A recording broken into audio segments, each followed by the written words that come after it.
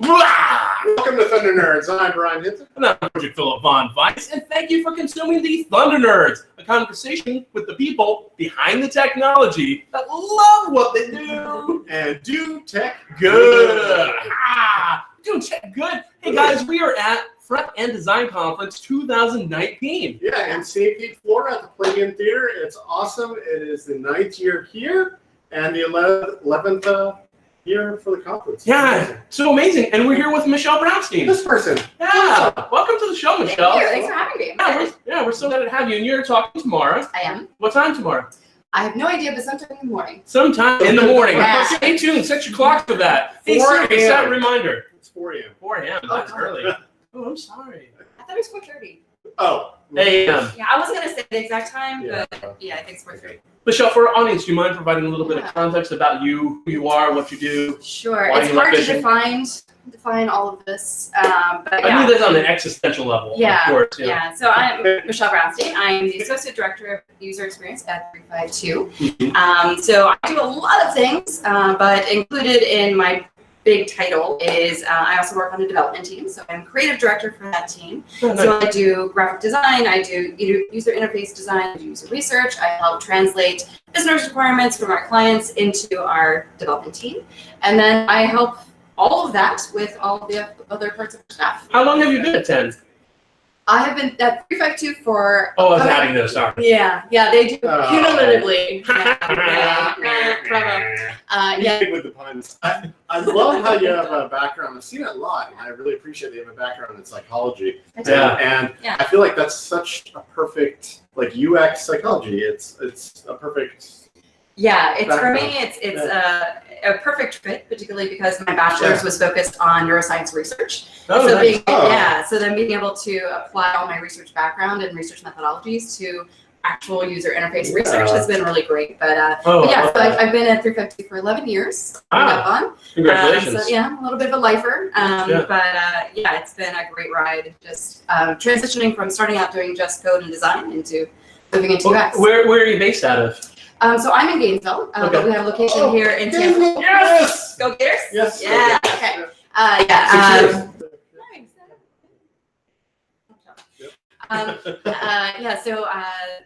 We have our office in Gainesville, which is where we were founded, out of a frat house, of all things. It's a great story. Yeah, it's a great story.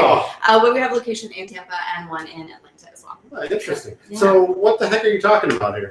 So today, or tomorrow, I guess, actually, I'm going to be talking about designing for real life. So if you think about all the places you actually use the internet, right? So everywhere. Yeah, right. So we use stuff, when you're out of these conferences, fridges use them now. Which is crazy, right? People browse Reddit when they're in the bathroom, wherever it is, people are constantly on the internet and not in ideal circumstances. So often when we're doing design and development, we're thinking about what does it actually look like on the device? Can I find the thing? But we're not thinking about all the other crap that's going on around them. What is their environment? Do they have enough light? Is their battery about to die? All these things. Yeah. And so thinking about the external factors that apply to the way the user interacts with the system is what I talk about. Interesting. Yeah, it's interesting about where people are. It may explain why some Reddit people and YouTube comments are so bad if they're all in the bathroom with it. And just angry. That's interesting. So what do you mean? They need more fiber. What do you mean by environment specifically? What are you referring to as far as how design specifically? I didn't quite follow exactly what you were. So there's a number of aspects I'm going to kind of mention in the talk, but if you think about when you're in a movie theater, right? So if you have an app that you're designing for use in a movie theater, various reasons you might do this, you don't want it to be super bright, right? You want it to be a darker mode so that you're not being obnoxious in the middle of a movie theater. Or if you're going to be reading Reddit in bed with the lights off, maybe you want a darker mode to conserve the battery, that kind of thing. But there's other aspects, like the way that people organize information or apply it to the world. So if you think about grocery shopping, right? When you go to the grocery store, if you just have a normal list, you're going to have to scroll up and down through your list when you go through each aisle. Did I get everything? By where it is. But doing small things like organizing that information by the aisle infinitely helps the user and makes things easier because that's how it applies to their real life, to the real world around them. Yeah, I think even Target, I remember seeing it.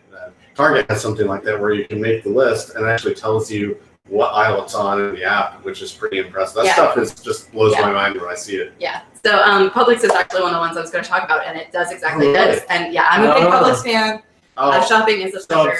Chicken. Yeah, I like the Publix.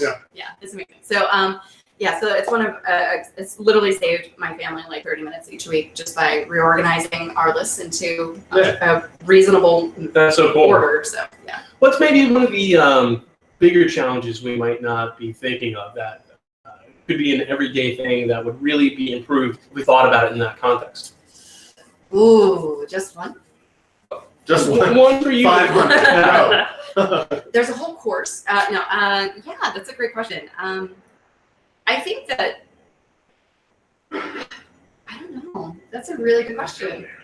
Maybe just like some of like let's take an example of something to do with the automotive industry. Like, Okay. what's something that we could help out with? Say somebody's driving in there using a map to get somewhere. Yeah, so streamlining interfaces is a big thing. So the more things that we have on a page, we increase something called cognitive load, right? And the more things there are, the more your brain has to actually process to understand what's going on. And so I was recently on a trip with a coworker, and he was trying to navigate using his phone on a city he'd never been in before. And it was one of the situations, like, he's trying to navigate what's going on in the real world. There's a ton of traffic. So he's already got all these external stimuli, using up basically all his brain power, and then also having to use a map to navigate, which is completely, it's combobulated with all these different That would lenses. make me want to nap. Exactly. Yeah, you just like pull over to the side of the road, just give up on life, right? Yeah, it's time to cry. But being able to streamline those things and maybe providing minimal interaction that the user actually has to look at in those instances will help decrease the cognitive load of the system and allow them to focus on what's more important, which is not getting an accident. That's great. But do you mind providing some of the, for the people that can't make it here today, Sure. and whether that's their work wouldn't let them out or they can afford a ticket, like some of the one or two of the good takeaways that they could use in the field? So the main takeaways from the talk are, think about your users, frankly. Think about them beyond just your personas and your epic maps, journey maps, whatever information you have. It's not just about who they are, but it's about what they do, how they do it. And so thinking, again, about, are they using my app in the bathroom? Are they using it, when the lights are off, those kinds of things. And understanding that while, yes, people can use apps anywhere, particularly now that we have mobile devices everywhere in our lives, there may be a particular circumstance where they may be using it more frequently than not. So if you think about like Mint has great mobile apps, right? But a lot of the data entry will probably be done on a desktop. And so thinking around, what does that actually look like when people are doing it in the real world? Well, they have to go get all their usernames and passwords, and they have to do this and that. And so having an understanding of how they're going to interact with it in their real life, that's where you need to get to. And being able to do things like user observation. Go look at your people actually using your thing and understand how they're going to interact with it. And I have a quick example. Please. We at 352, we had a client who we were working on a system it was an intranet kind of system, and they had to do a lot of data entry. And in this particular system, we had the opportunity to go and observe the client, or rather their users, at their desks actually using the system as it stood.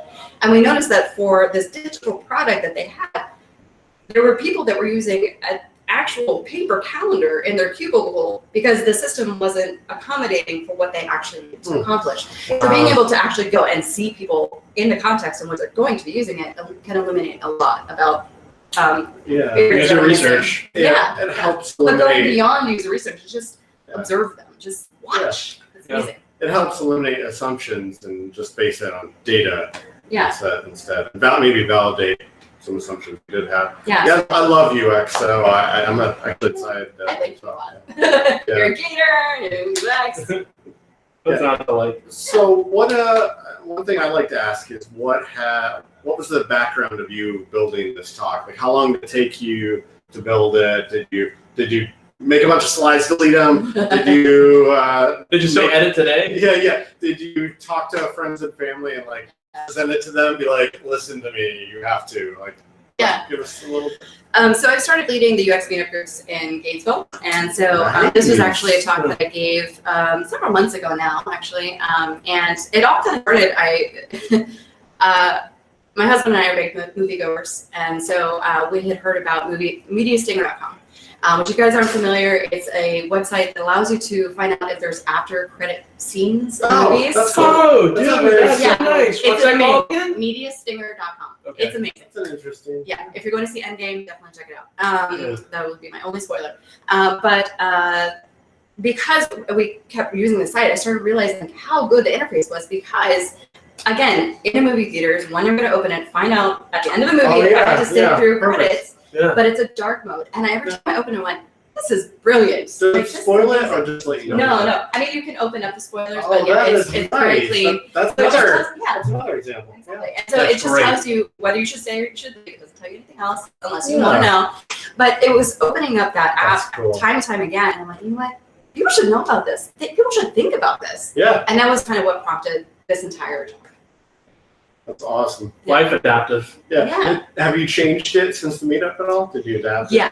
Change. So the original talk was about 30 minutes long. It is actually on YouTube because I recorded that session. Yeah, so this will be a lightning talk, so it'll be a bit faster. So snipped out a few things. Just stretch out to an hour. Yeah, I mean, I could probably talk that long. I'm not sure anybody wants to listen that long. But. Oh, they should. UX is. Yeah, perfect. exactly. I mean, they can't kick you off the stage, so. It's true. I'm kind of short though, so not me anymore. I don't know. I think Maybe you'll be push all right. you. Yeah. Hold on to the what's that thing? The podium. Oh, yeah, the podium. So how can people best get a hold of you? Yeah, so hit me up on LinkedIn. Probably one of the easier ways. What's your, Twitter? obviously, we'll put it in the show notes, Yeah, but- I think it's just M Brownstein.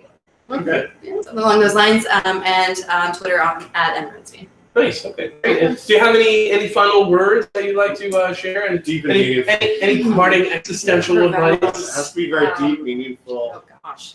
Can it be a No cliche? pressure. Yeah, sure. Yeah, we'll I play like some like this. ocean music in the background too. So. Remember, friends, you are not your users. Ding. Well done. Perfect. Yeah. Thank you so much, Michelle. Thank you. Really appreciate you being on the show. Talk to me. Thank you so much. Thanks, everybody. We got a lot more coming up.